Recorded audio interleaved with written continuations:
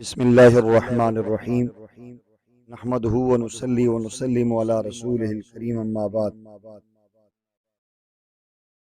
اللہ رب العزت نے انسان کو اپنی قدرت کاملہ سے پیدا فرمایا اور کچھ مہلت دے کر اس دنیا میں بھیجا۔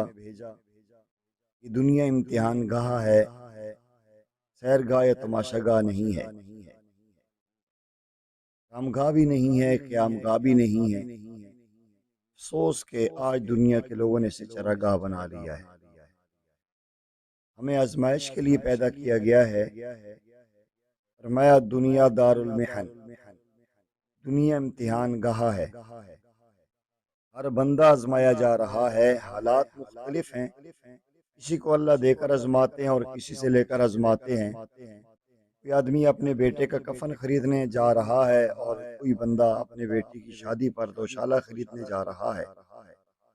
ایک نوجوان اپنی بیوی کو دلہن بنا کے لے کر جا رہا ہے اور دوسرا نوجوان بیوی کے جنازے کو کندھا دے کر جا رہا ہے۔ کسی کو کاروبار میں بہت نفع ہوا، کسی کو بہت نقصان ہوا، کوئی صحت کے عالم میں ہے، کوئی بیماری کے عالم میں ہے۔ کوئی ہر انسان آزمایا جا رہا ہے۔ دنیا آزمائش گاہ ہے، حالات عدلتے بدلتے رہتے ہیں۔ اللہ فرماتے ہیں تلک الایام نداولها بین الناس، یہ دن ہم انسانوں کے اندر عدلتے بدلتے رہتے ہیں۔ جب دیتے ہیں تو دیکھتے ہیں کہ شکر ادا کرتا ہے یا نہیں، اور جب لیتے ہیں تو دیکھتے ہیں صبر کرتا ہے یا نہیں۔ صبر کرنے والا بھی جنت میں جائے گا اور شکر کرنے والا بھی جنت میں جائے گا۔ اس لیے مومن کے تو ہر حال میں مزے ہی مزے ہیں۔